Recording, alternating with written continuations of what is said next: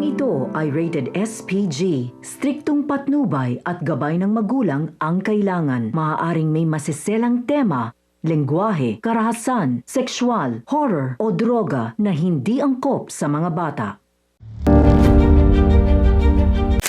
Isang mapagpalang araw mga kapuso, narito ang mga pinakamainit na tagpo sa House of Lies. Pero bago ang lahat, kung bago ka pa lamang sa aking channel ay huwag kalimutang mag-like, mag-share at mag-subscribe para lagi kang updated sa mga bagong recaps na aking i-upload.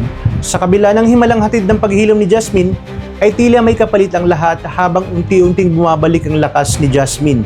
Si Ashley naman ang dahang-dahang nangihina.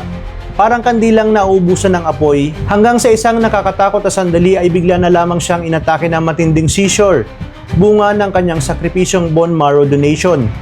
Eksaktong oras na iyon, kakapasok lamang ni Thea at Edward at napahinto sila sa pintuan.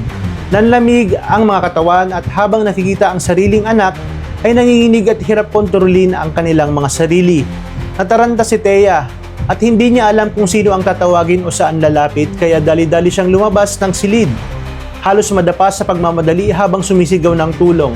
Sakto naman nakararating lang ni Marge at Paulo at halos mangyak-ngyak na nakiusap si Thea kaya walang pag-aatubiling sumama si Marge.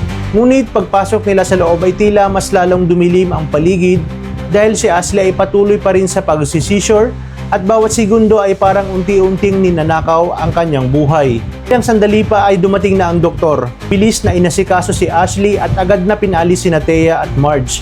Ngunit para kay Thea ay hindi sapat ang paliwanag. Sa gitna ng kanyang takot ay may napansin siya, isang bagay na lalong nagpasiklab ng kanyang galit sa kanyang dibdib.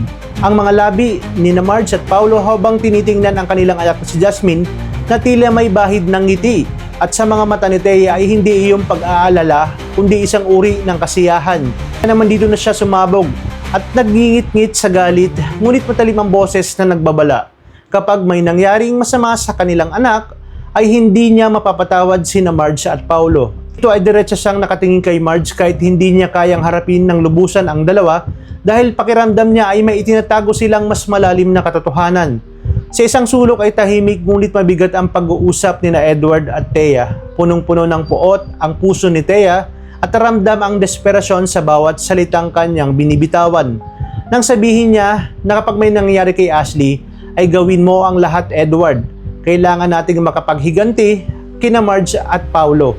Samantala tila mas gumugulo ang lahat nang ipapakulong na nga itong si Marge kaya naiwan si Edward na mag-isa at lunod sa pag-iisip habang si Paulo naman ay hindi mapakali at halos hindi maperme dahil dinadala niya ang bigat ng katotohanan na pareho niyang anak sina Jasmine at Ashley. At ngayon nga ay isa na namang buhay ang nakasalalay. Habang si Jasmine ay nailigtas, si Ashley naman ay nasa bingit. Kaya sa bawat segundo ay mas lalong kinakain si Paulo ng kanyang konsensya.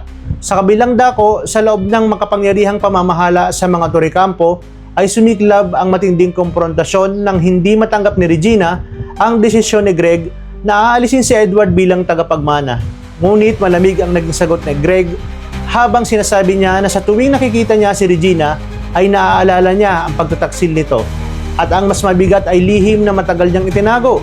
Tagal na nga siyang nagpa-paternity test at ang resulta ay hindi siya ang ama ni Edward.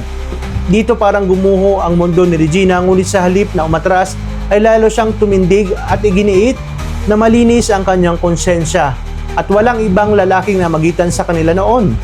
Ngunit hindi nakinig si Greg dahil para sa kanya ay malinaw na ang lahat.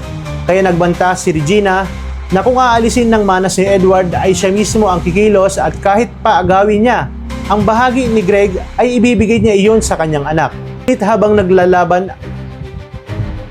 habang naglalaban ang kapangyarihan at katotohanan, ay isang buhay na naman ang unti-unting nauupos. Ito nga si Ashley dahil sa kanyang sakripisyo para kay Jasmine. Ay siya ngayon ang magbabayad ng pinakamataas na presyo. At bago pa man siya tuluyang manghina ay lumapit siya kay Jasmine upang humingi ng tawad at ipinangakong gagawin ang lahat para mailigtas ito. Ngunit ngayon ay siya naman ang nangangailangan ng himala at iisa lamang ang natitirang pag-asa, si Paulo, dahil siya lamang ang maaaring magbigay ng dugo upang madugtungan ang buhay nitong si Ashley. Ngunit may isang katotohanang hindi alam ng lahat na si Paulo ay may iniindang sakit. Isang lihim na matagal niya nang itinago sa sarili niyang pamilya. At kapag ito ay nabunyag ay hindi lang buhay ni Ashley ang malalagay sa panganib, kundi ang buong pamilyang pilit niyang pinangahawakan. Talagang kapanapanabik ang mga tagpo dito sa House of Lies, kaya naman tuloy-tuloy ang pagsubaybay. Maraming salamat sa inyong panonood at pagpalain tayong lahat, mga kapuso.